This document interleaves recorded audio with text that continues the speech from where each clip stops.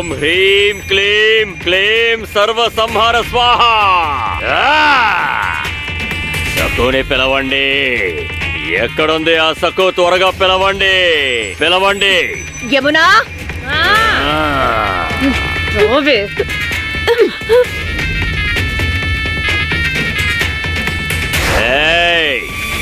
ఎవరు నువ్వు? ఎవరు?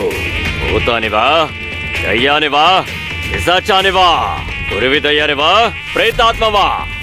నువ్వు ఎవరైతే నాకేంటి? ఈ నాగోజీ ముందు నీ శక్తి ఎందుకు పనికిరాదు.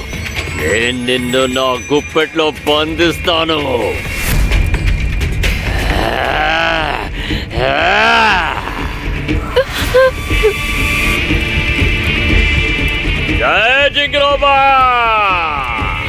మీరు కల్లాపెట్టి దగ్గర ఉండండి.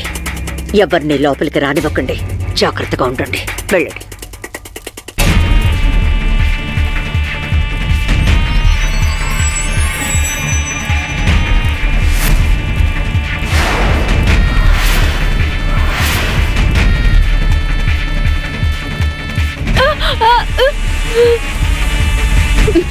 కూర్చోండి, కూర్చో.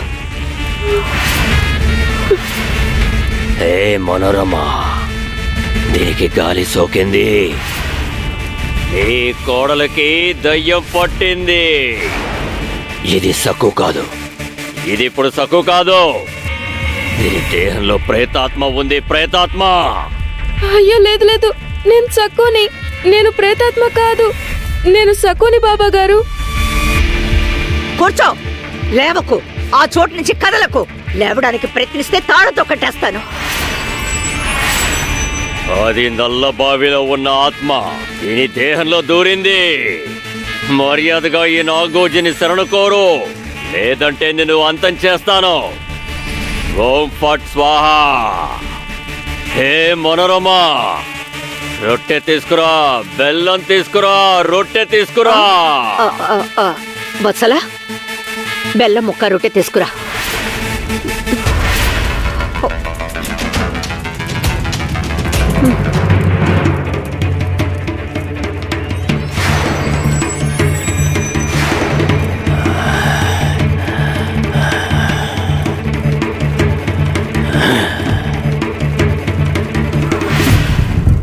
నల్ల నువ్వులు కావాలి.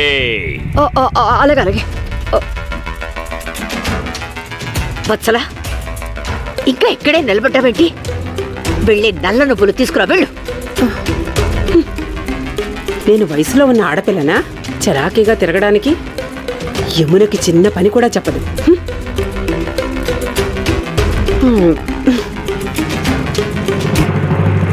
ఏ ప్రేతాత్మ, నీకు బెల్లం ముక్కిచ్చాను, రొట్టె ఇచ్చాను. ఇక శాంతించు.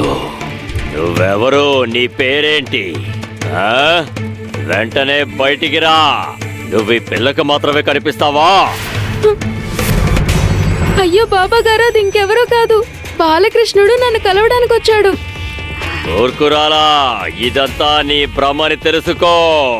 దాన్ని చంపాలి, లేదంటే అది నిన్ను చంపేస్తుంది.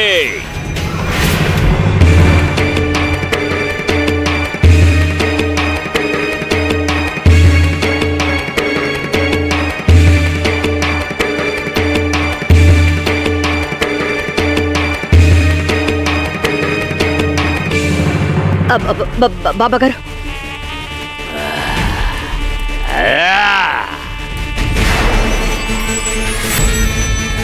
చెప్పు.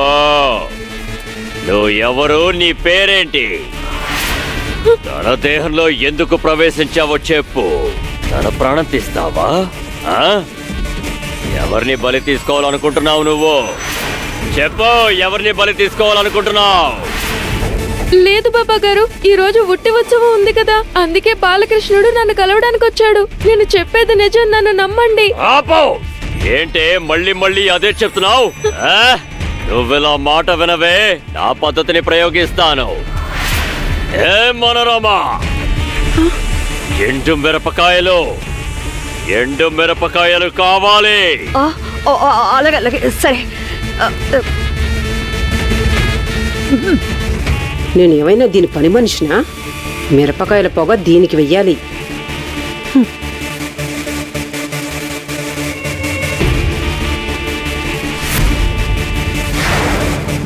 అయ్యా ఆగండి ఆగండి, ఇప్పుడు మీరు లోపలికి వెళ్ళకూడదండి.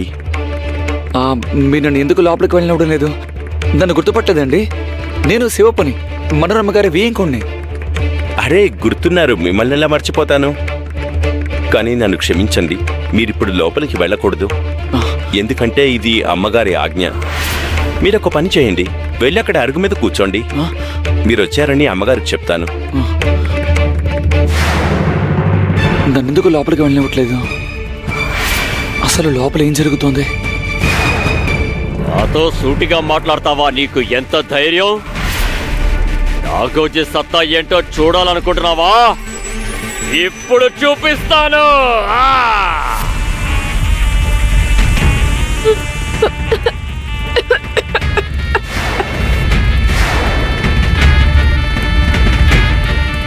అమ్మా, మీ వియ్యంకుడు గారు వచ్చారు. విషయం కూడా సరే, మీరు వెళ్ళండి.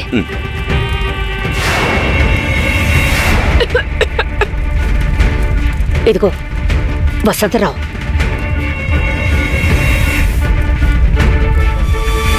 సక్కు వాళ్ళ నాన్న వచ్చాడు, వాకిట్లో ఉన్నాడు. ఆయనతో అక్కడే మాట్లాడండి, లోపలికి రానివ్వకండి. ఆయనకి అనుమానం రాకుండా చూసుకోండి, జాగ్రత్త. వెళ్ళండి.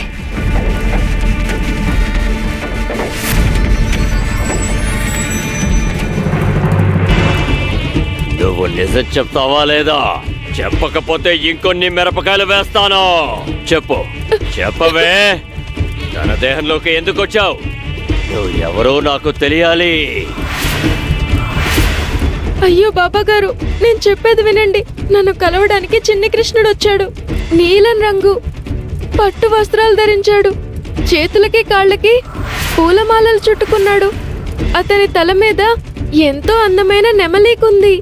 నిజంగా చిన్ని కృష్ణుడు ఎంతో అందంగా ఉన్నాడు. మళ్ళీ అదే చెప్తావేంటి? బాలకృష్ణుడు వచ్చాడు, బాలకృష్ణుడు వచ్చాడు, పట్టు వస్త్రాలు ధరించాడు, నెమలి ఈక పెట్టుకున్నాడు. నువ్వు జగముండిలా ఉన్నావే. నన్ను శరణు కోరేలా చేస్తాను, నా కాళ్ళ మీద పడేలా చేస్తాను.